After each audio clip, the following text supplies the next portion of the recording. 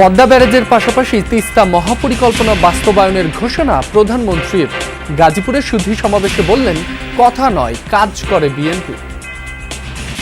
BNP কর্মসূচি পালন করেছে, যা বাংলাদেশে অন্য কোনো রাজনৈতিক দল করে নাই। তারা হয়তো বড় বড় কথা বলেছে, গরম গরম কথা বলেছে, কিন্তু কাজ যদি কেউ করে থাকে, ডেলিভারি যদি কেউ করে থাকে, পরিস্থিতি যদি কেউ তৈরি করে থাকে, সেটা বিএনপি করে।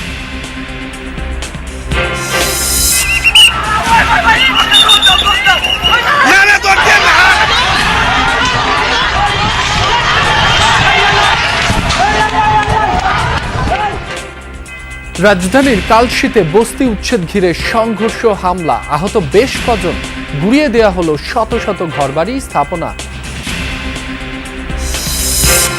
দেশে বিদ্যুৎ উৎপাদনে নতুন ইতিহাস সৃষ্টি। রাত ৯টায় সর্বোচ্চ ১৭,২০০ মেগাওয়াট উৎপাদন।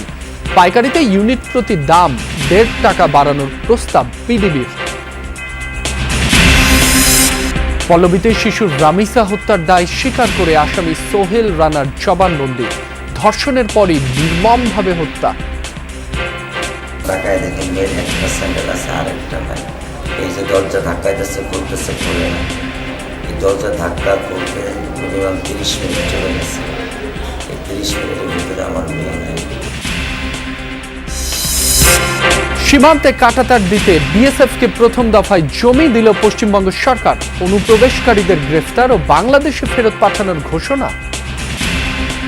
রাজ্য পুলিশ গ্রেফতার করবে এবং ডিটেন করবে এবং হ্যান্ডওভার করবে বিএসএফ এর হাতে, এবং বিএসএফ তারা বিডিআর এর সঙ্গে কথা বলে তাদেরকে ডিপোর্ট করার ব্যবস্থা করবে।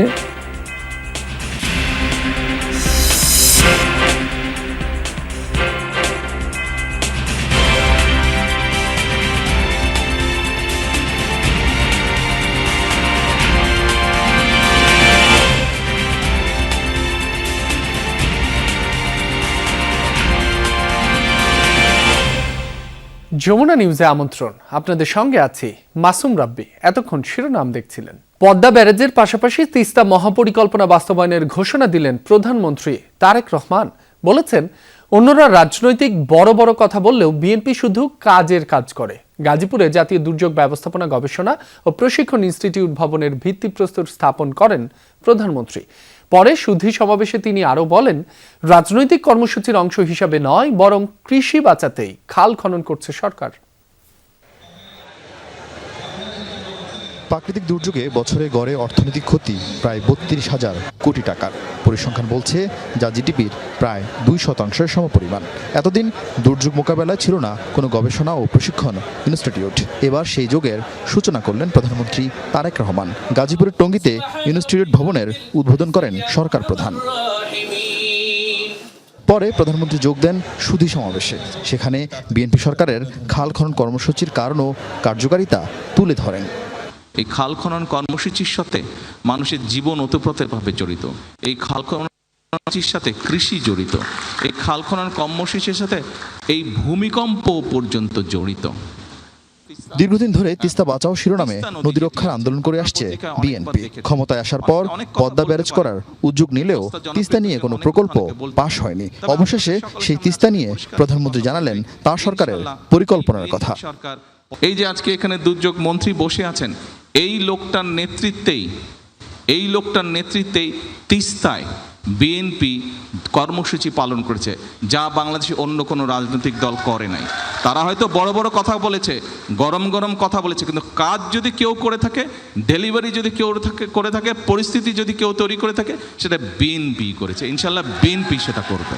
এই বিএনপি সরকার পদ্মা ব্যারেজের কাজেও হাত দেবে, ইনশাল্লাহ তিস্তা ব্যারেজের কাজে হাত দেবে।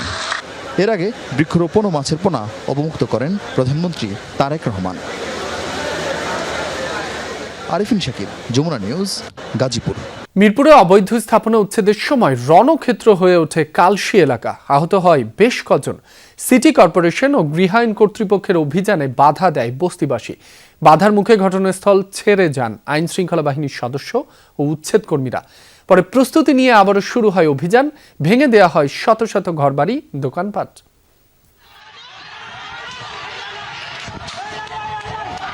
উচ্ছেদ অভিযান ঘিরে ধাওয়া পাল্টা ধাওয়া আর সংঘর্ষ। বস্তিবাসীর বাধার মুখে রণক্ষেত্রের চেহারা নেয় কালশির বাউনিয়াবাদ এলাকা। স্থানীয়রা জানায় দীর্ঘদিন ধরে গড়ে ওঠা বস্তিতে বসবাস প্রায় 15,000 মানুষের।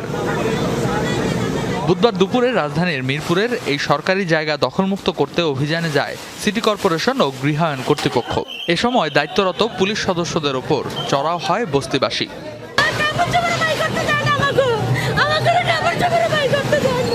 তাদের অভিযোগ, কোনো ধরনের পূর্ব ঘোষণা বা পুনর্বাসনের ব্যবস্থা ছাড়াই হঠাৎ অভিযান চালানো হয়েছে।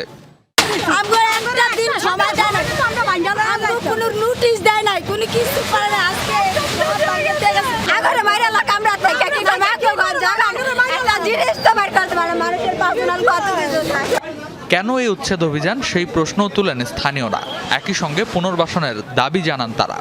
গরিব মানুষ আমরা যে করে মরে খাই, ব্যবসা করে আমার দিল একটা আসার ভাই, এমন আসার দিচ্ছে ভাই, শূন্য ছাড়া হয়ে গেছি ভাই, কিচ্ছু নাই। দূর থেকে ওনাদের নোটিশ আইছে, আমাদের তো আমরা তো পাই নাই, তা সে কারণে মনে করেন আইসা সব কিছু মনে করেন ভাইগা ঠেঙ্গা দিতেছে, পরে পাবলিক ক্ষিপ্ত হয়ে মনে করেন ওনাদের মারছে। এসব বিষয়ে সংশ্লিষ্ট কর্তৃপক্ষের বক্তব্য পাওয়া যায়নি। সংঘর্ষ ও ধাওয়া পাল্টা ধাওয়ার পর ফের শুরু হয় উচ্ছেদ অভিযান। প্রশাসনের দাবি, সরকারি জমি দখলমুক্ত করতে অভিযান চলবে। রেদওয়ান আহমেদ, যমুনা নিউজ, ঢাকা। দেশে বিদ্যুৎ উৎপাদনে নতুন ইতিহাস সৃষ্টি হয়েছে। বুধবার রাত 9টায় দেশের সর্বোচ্চ 17,200 মেগাওয়াট বিদ্যুৎ উৎপাদনের নতুন রেকর্ড গড়েছে পিডিবি। বুধবার রাত 9টায় দেশের সর্বোচ্চ 17,200 মেগাওয়াট বিদ্যুৎ উৎপাদনের নতুন রেকর্ড সৃষ্টি হয়েছে। এর আগে দেশের সর্বোচ্চ বিদ্যুৎ উৎপাদনের রেকর্ড ছিল 16,794 মেগাওয়াট, যা 2025 সালের 23 জুলাই অর্জিত হয়েছিল। পাওয়ার গ্রিড কোম্পানি সারা দেশে সুষ্ঠুভাবে এই রেকর্ড পরিমাণ বিদ্যুৎ সঞ্চালন করেছে। বিদ্যুৎ উৎপাদন কেন্দ্রসমূহ এবং সংশ্লিষ্ট সব বিতরণ সংস্থার সমন্বিত প্রয়াসে এই অর্জন সম্ভব হয়েছে বলে জানিয়েছে সংস্থাটি।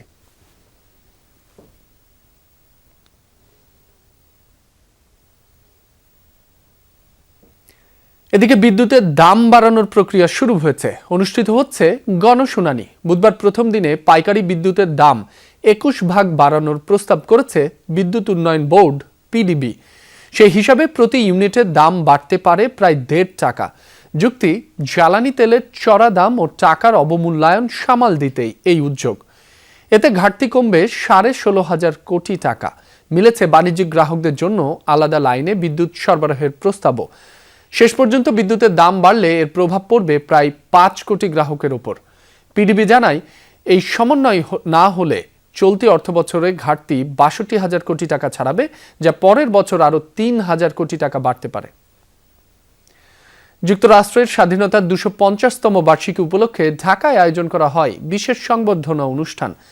এতে প্রধান অতিথি অর্থ ও পরিকল্পনা মন্ত্রী আমির খসরু মাহমুদ চৌধুরী বলেন, বাংলাদেশ ও যুক্তরাষ্ট্র গত 5 দশকে ব্যবসা, শিক্ষা ও বন্ধুত্বের ক্ষেত্রে এক অনন্য সম্পর্ক গড়ে তুলেছে।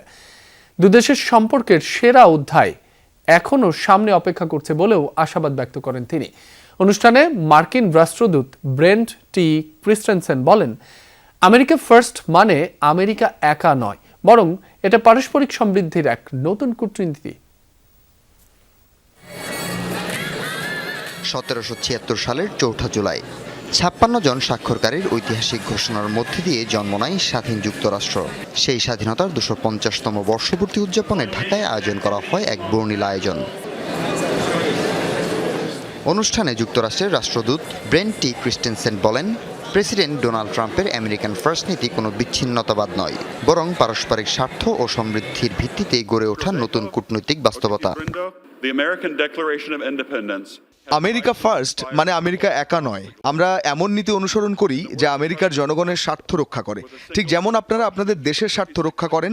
আর সেই জায়গা থেকেই আমরা পারস্পরিক কল্যাণের পথ খুঁজে নিই। এটাই কূটনীতি। স্বাস্থ্য, জ্বালানি ও প্রযুক্তি খাতে অংশীদারিত্ব বাড়ানোর কথা তুলে ধরেন তিনি। একই সঙ্গে ঘোষণা দেন, যুক্তরাষ্ট্রের 250তম জন্মবার্ষিকী উপলক্ষে বাংলাদেশ জুড়ে আয়োজন করা হবে বিশেষ উদযাপন। ঢাকার রাস্তায় নামবে 50টি বিশেষ রঙিন রিক্সা এবং জুলাইয়ের প্রথম সপ্তাহে শুরু হবে আমেরিকান রোড শো। অনুষ্ঠানে বক্তব্য দেন অর্থ ও পরিকল্পনা মন্ত্রী আমির খসরু চৌধুরীও। রোহিঙ্গা সংকটে যুক্তরাষ্ট্রের অব্যাহত সহায়তার কথাও কৃতজ্ঞতার সাথে স্মরণ করেন তিনি। বাংলাদেশ ও যুক্তরাষ্ট্র গত 5 দশকে ব্যবসা, শিক্ষা ও বন্ধুত্বের ক্ষেত্রে এক অনন্য সম্পর্ক গড়ে তুলেছে। এখন আমাদের দায়িত্ব কৌশলগত অংশীদারিত্ব বাড়িয়ে নতুন প্রজন্মের জন্য টেকসই ভবিষ্যৎ দিয়ে যাওয়া। বাংলাদেশ যুক্তরাষ্ট্রের সম্পর্কের সেরা অধ্যায় এখনও সামনে অপেক্ষা করছে বলেও আশাবাদ ব্যক্ত করেন অর্থ ও পরিকল্পনা মন্ত্রী। Bangladesh and the United States are also expanding cooperation in technology. জ্বালানি নিরাপত্তা জোরদার, প্রযুক্তিগত বিনিময় এবং পরিচ্ছন্ন জ্বালানি খাতে সহযোগিতা বৃদ্ধিতে একসাথে কাজ করব আমরা। এছাড়াও বাংলাদেশ প্রযুক্তি, ডিজিটাল সংযোগ, উদ্ভাবন এবং নতুন শিল্প খাতে সহযোগিতা সম্প্রসারণে আগ্রহী। আমরা যুক্তরাষ্ট্রের বিশ্বস্ত অংশীদার হিসেবে কাজ করতে চাই এবং ইউএস ইন্টারন্যাশনাল ডেভেলপমেন্ট ফিন্যান্স কর্পোরেশনের মতো বিনিয়োগ প্রতিষ্ঠানগুলোর সঙ্গে আরও সহযোগিতার প্রত্যাশা করি, বিশেষ করে জ্বালানি, ডিজিটাল সংযোগ, লজিস্টিক এবং কাঠামো উন্নয়নে।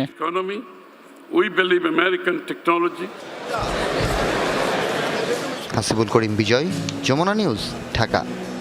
রাজধানীর মিরপুরে 7 বছরের শিশু রামিসা হত্যা মামলার প্রধান আসামি সোহেল রানা আদালতে 164 ধারায় স্বীকারোক্তিমূলক জবানবন্দি দিয়েছেন।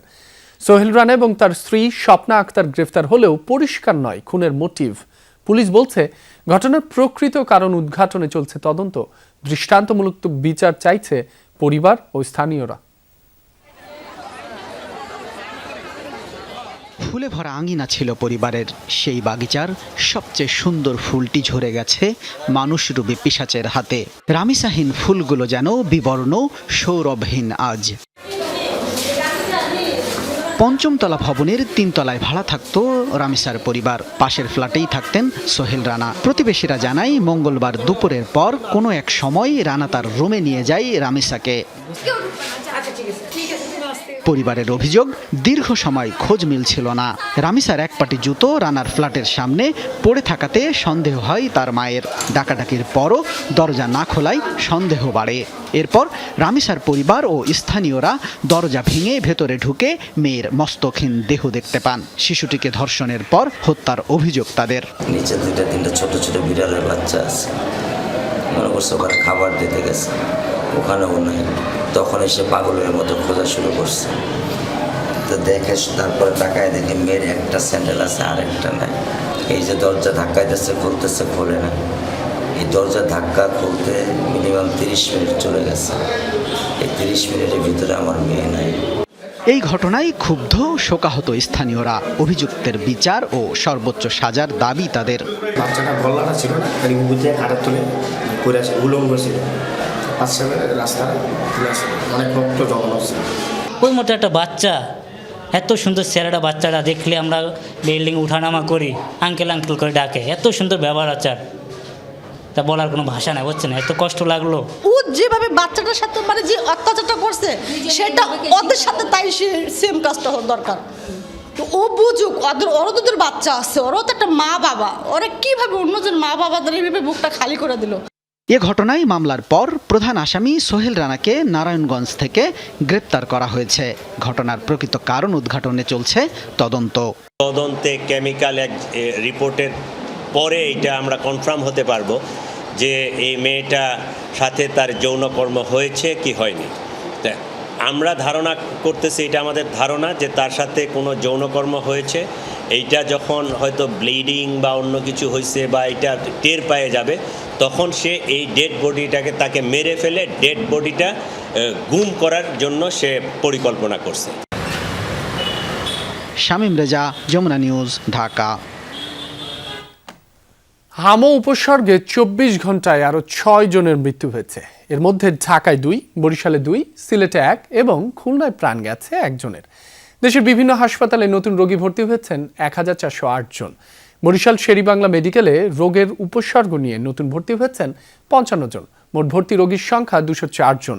সিলেটেও বাড়ছে রোগীর সংখ্যা। বিভিন্ন হাসপাতালে নতুন করে ভর্তি হয়েছেন 92 জন। ময়মনসিংহ মেডিকেল কলেজ হাসপাতালে ভর্তি হয়েছেন 21 জন। এছাড়া রাজশাহী, খুলনা, রংপুর ও চট্টগ্রাম বিভাগের বিভিন্ন হাসপাতালেও হামো উপসর্গ নিয়ে রোগীর ভিড় রয়েছে। কোথাও কোথাও শয্যা সংকটে মেঝে বা বারান্দায় রেখেও রোগীদের চিকিৎসা চলছে। এতে ভোগান্তি পোহাতে হচ্ছে রোগী ও তাদের স্বজনদের। সরকার পরিবর্তন হলেও গণমাধ্যমের পৃষ্ঠপোষক এখনও পরিবর্তন হয়নি, এমন মন্তব্য করে তথ্য ও সম্প্রচার মন্ত্রী জহিরুদ্দিন স্বপন জানিয়েছেন শিগগিরই গণমাধ্যম কমিশন গঠনে একটি পরামর্শ কমিটি করা হবে। দুপুরে রাজধানীর একটি হোটেলে বিবিসি মিডিয়া অ্যাকশন আয়োজিত এক অনুষ্ঠানে এমনটা জানান তিনি। এ সময় স্বাধীন গণমাধ্যম প্রতিষ্ঠায় নানা পরামর্শ তুলে ধরেন সাংবাদিক প্রতিনিধিরা। বাংলাদেশে গণমাধ্যম সংস্কার, নৈতিক সাংবাদিকতা এবং নিরাপদ নিউজরুম গঠনে গত 15 মাসের অভিজ্ঞতা কেমন, অর্জনই বাকি। এসব প্রশ্নের জবাব খুঁজতে মঙ্গলবার রাজধানীর একটি হোটেলে বিবিসি মিডিয়া অ্যাকশন এইডের এই বিশেষ আলোচনা। সাংবাদিকদের কল্যাণের জন্যই বেসিক্যালি অনুষ্ঠানে গণমাধ্যমের বর্তমান পরিস্থিতি ও ভবিষ্যৎ নিয়ে কথা বলেন সাংবাদিক প্রতিনিধিরা। গণমাধ্যম কর্মীদের কাজের স্বাধীনতা নিশ্চিতের পাশাপাশি সুযোগ সুবিধা নিশ্চিতেরও আহ্বান জানান বিজেসির চেয়ারম্যান ফাহিম আহমেদ। আমরা বাইরে থেকে সাংবাদিকতাকে যতটা লাক্সারি মনে করি, সাংবাদিকতাটা আসলে লাক্সারি না। আমরা খুবই ন্যূনতম বেতন পাই, আবার অনেক ক্ষেত্রে অনেক প্রতিষ্ঠান এখন সেই বেতনও ঠিক মতো দেয় না। যত দ্রুত সম্ভব সরকার যদি সাংবাদিকদের ন্যূনতম বেতনের একটা কাঠামো নির্ধারণ করে নিশ্চিত করতে পারে যে না, সাংবাদিকদের আর্থিক নিরাপত্তার নিশ্চয়তা বিধান করা হচ্ছে, তা না হলে কিন্তু সাংবাদিকতা বিপদের মুখে পড়বে। অনুষ্ঠানে প্রধানমন্ত্রীর উপদেষ্টা বলেন, যে সকল আইন মানুষের মত প্রকাশে বাধা দেয় তার বাইরে যাওয়ার চেষ্টা করবে সরকার। আর তথ্য ও সম্প্রচার মন্ত্রী জানান, গণমাধ্যম কমিশন গঠনের লক্ষ্যে শিগগিরই অংশীজনদের নিয়ে একটি পরামর্শ কমিটি গঠন করা হবে। তার যদি চিন্তা থাকে সে আবারও জনগণের সামনে 5 বছর পর ভোট করে নির্বাচিত হবে, সে আসলে এই ধরনের জিনিসের বিরুদ্ধে যাবে না। রাদার সেই সরকার যদি স্মার্ট হয়, সেটা আমাদের সরকার বা ভবিষ্যতের কোনো সরকার, সে বরং গণমাধ্যমের জেনুইন যেসব রিপোর্ট আসে, যেসব সমালোচনা আসে, সেগুলোকে গুরুত্ব দিয়েই কাজ করবে। খুব দ্রুতই আমরা একটা পরামর্শ কমিটি করব এবং সেই পরামর্শ কমিটির পক্ষ থেকে সকল অংশীদারদেরকে সাথে নিয়ে আমাদের সুনির্দিষ্ট গণমাধ্যম কমিশন গঠন করার প্রস্তাব সেই পরামর্শ কমিটির পরামর্শ হিসাবে ক্যাবিনেটের সামনে, সরকারের সামনে আমরা উপস্থাপন করব। অনুষ্ঠানে উপস্থিত ছিলেন ব্রিটিশ হাইকমিশনার সারা কুকো। সরকার গণমাধ্যম কমিশন তৈরিতে যথাযথ পদক্ষেপ নিলে তার দেশও পাশে থাকবে বলে আশ্বাস দেন তিনি। যাদের জন্য আমরা এই জিনিসগুলো বলতে চাই। ফয়সাল মাহমুদ, যমুনা নিউজ, ঢাকা। বাংলাদেশ সীমান্তে কাঁটাতারের বেড়া নির্মাণের জন্য প্রথম দফায় বিএসএফকে 27 কিলোমিটার দীর্ঘ জমি দিল পশ্চিমবঙ্গের বিজেপি সরকার। রাজ্য সচিবালয় ভবন নবান্নে জরুরি বৈঠক শেষে জমি হস্তান্তর করেন মুখ্যমন্ত্রী শুভেন্দু অধিকারী। সংবাদ সম্মেলনে বিতর্কিত নাগরিকত্ব সংশোধনী আইন কার্যকরের ঘোষণাও দেন তিনি। পশ্চিমবঙ্গের বিজেপির মুখ্যমন্ত্রী হওয়ার পর মন্ত্রিসভার প্রথম বৈঠকেই ৪৫ দিনের মধ্যে বাংলাদেশ সীমান্তে কাঁটাতারের বেড়া নির্মাণে বিএসএফকে জমি হস্তান্তরের সিদ্ধান্ত নেন শুভেন্দু অধিকারী। 2 সপ্তাহ না পেরুতেই বুধবার রাজ্য সচিবালয় ভবন নবান্নে বিএসএফ কর্মকর্তাদের সাথে জরুরি বৈঠক শেষে প্রথম দফায় বেড়া নির্মাণের জন্য 27 কিলোমিটার জমি দিল রাজ্য সরকার। মুখ্যমন্ত্রী জানান, পশ্চিমবঙ্গের সাথে বাংলাদেশের 2200 কিলোমিটার সীমান্তের মধ্যে 1600 কিলোমিটারই কাঁটাতারের বেড়া রয়েছে। আগের সরকারের ভোট ব্যাংক রাজনীতির কারণে বাকি 600 কিলোমিটারে বেড়া দেয়া সম্ভব হয়নি। 27 কিলোমিটার এলাকাকে সুরক্ষিত করার প্রয়োজনীয় জমি সরকারি এবং আমাদের প্রাইভেট ল্যান্ড যা পারচেজ আমরা করছি এবং তার সম্পূর্ণ অর্থ বিএসএফ আমাদের দিচ্ছেন, ভারত সরকার আমাদের দিচ্ছেন।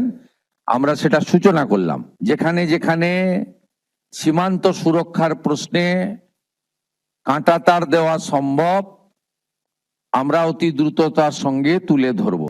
কেন্দ্রীয় সরকারের বিতর্কিত নাগরিকত্ব সংশোধনী আইন সিএএ অবিলম্বে কার্যকরের ঘোষণাও দিয়েছেন শুভেন্দু অধিকারী। জানান, অনুপ্রবেশকারীদের গ্রেফতার করে তুলে দেওয়া হবে বিএসএফের কাছে।